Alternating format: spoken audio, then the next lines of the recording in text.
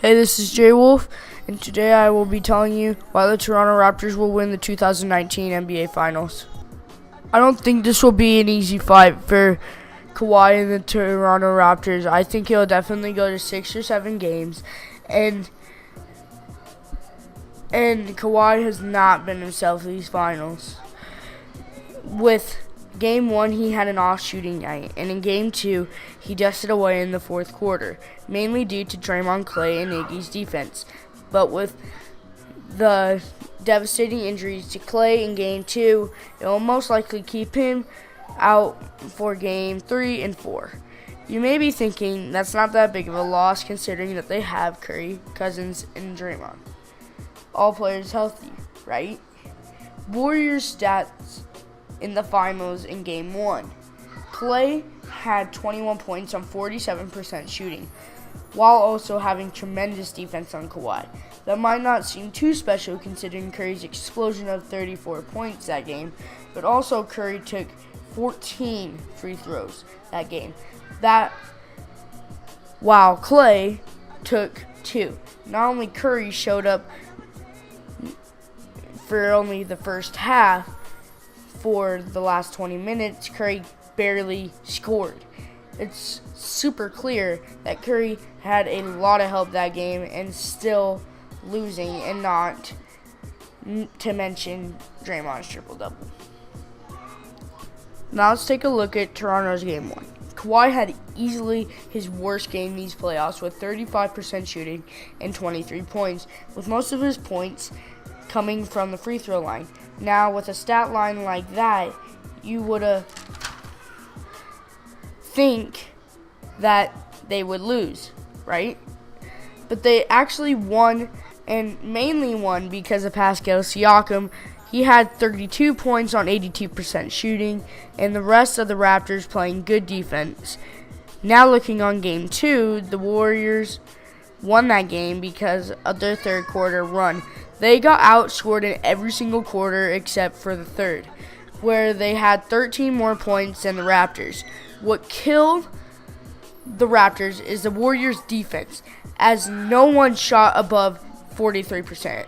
For the Raptors' second leading scorer behind Kawhi was Fred VanVleet, with 17 points while also shooting 17 shots. It did not help that Pascal and Gasol did not have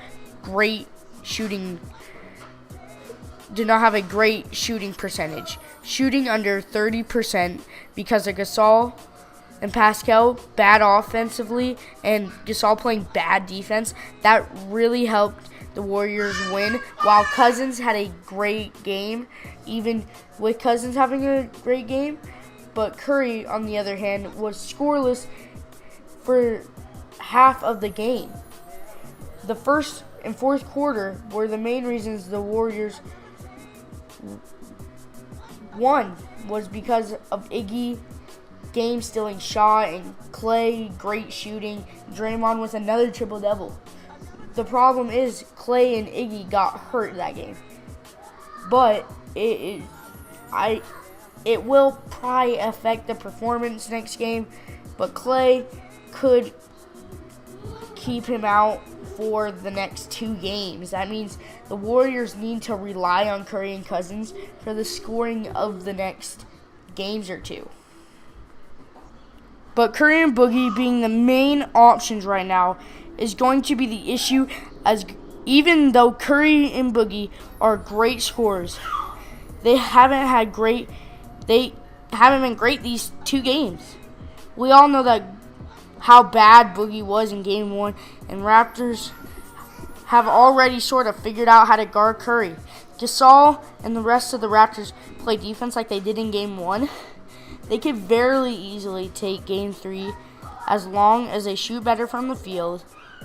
The same goes for Game 4, as Clay should possibly stay out. But if he comes back, the Warriors will probably take Game 4 at home. With Game 5 back in Toronto, I expect them to play as good as they did in the first game and not let the Warriors go on another run. If they do not let that happen, they can take Game 5. And probably Game 6, KD is expected to come back to the series, and if he comes back, that could mean trouble for Toronto. But With the Warriors playing so good in Game 2, I doubt they're going to make KD come back for 3 games or 4, as they still could win without him. If he comes back around 5 or 6 in the series, we'll probably go to 7. But if Kawhi plays good enough defense to hold down KD, the Raptors can take the series in 7.